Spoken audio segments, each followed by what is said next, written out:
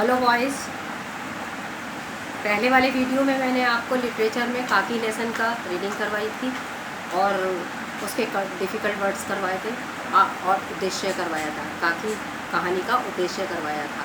आज मैं आपको कहानी का सारांश लिखवाने जा रही हूँ, तो प्लीज़ आप लोग जब ये वीडियो देखें तो अपनी कॉपी निकाल लीजिएगा और कॉपी में हैंड टू हैंड मैं आपको डिक्टेट कराती जाऊँगी और आप लिखते जाइएगा।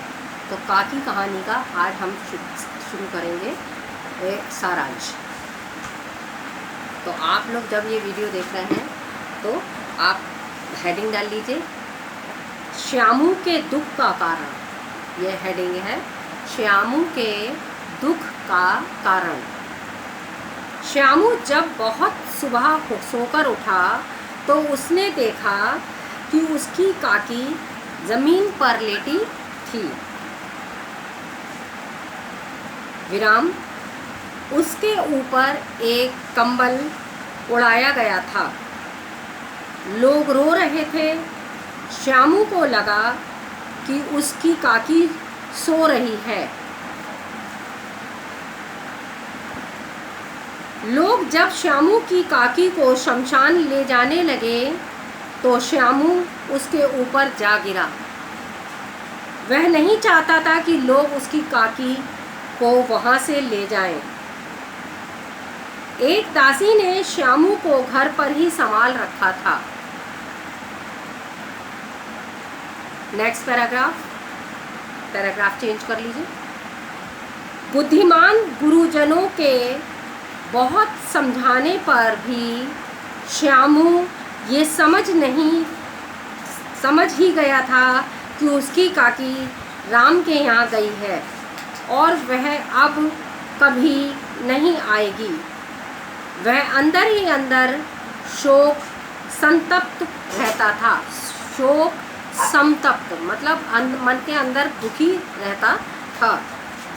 शोक संतप्त रहता था। कभी कभी वह दुखी होकर आकाश की ओर देखता था। ये आपकी पहली हेडिंग कंप्लीट हो गई है, श्यामू के दुख का कारण। ये हेडिंग थी पहली हेडिंग नंबर 2, विश्वेश्वर से पैसे मांगना। हेडिंग नंबर 2, विश्वेश्वर से पैसे मांगना।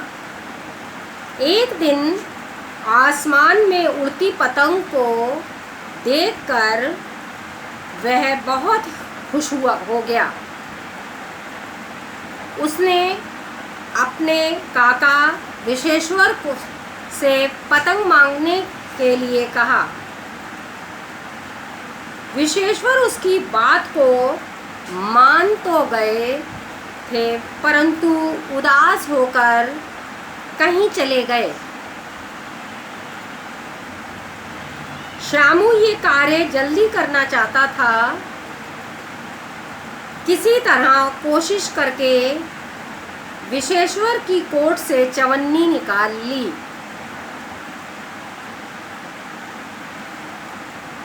हेडिंग नंबर 3, पतंग मांगने की योजना। हेडिंग नंबर 3, पतंग मांगने की योजना। हेडिंग डालिए। सुखिया दासी का लड़का भोला भी श्यामू की ही उम्र का था, या हम उम्र था या समवयस्क था। आपके यहाँ एक शब्द आया है आपकी लेसन में। श्यामू ने उसे चवन्नी दी और कहा कि वह चुपके से अपनी जीजी यानी मतलब दीदी से पतंग मंगा दे। पतंग आ गई। चुपके से उसमें डोर बांधी गई। भोला, जो कि श्यामू से अधिक समझदार था, उसने पतंग में मोटी रस्सी लगाने की बात कही।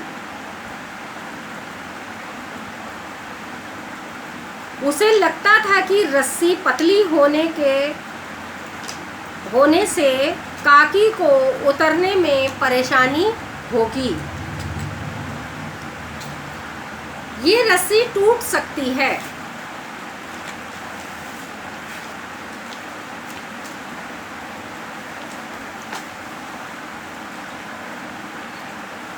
श्यामू चिंतित था। वह मन ही मन सोचता था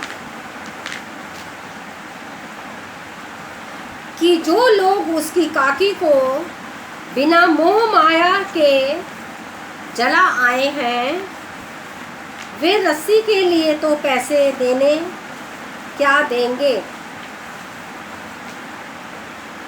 इसी सोच में वह रात भर सो नहीं सका। विराम। पहले दिन की तरह ही श्यामू ने दूसरे दिन विशेश्वर की कोट से 1 रुपया निकाला और भोला को रुपए देते हुए कहा कि अच्छी रस्सियाँ मंगवा लो। मैं जवाहर से एक कागज पर काकी, सिंगल इन्वर्टेड कॉमा में लिखिए, काकी लिखवा लूँगा, कॉमा, इससे पतंग उन्हीं के पास पहुंच जाएगी। विराम। हेडिंग नंबर 4, विशेश्वर का हत प्रभव होना। हत प्रभव होना।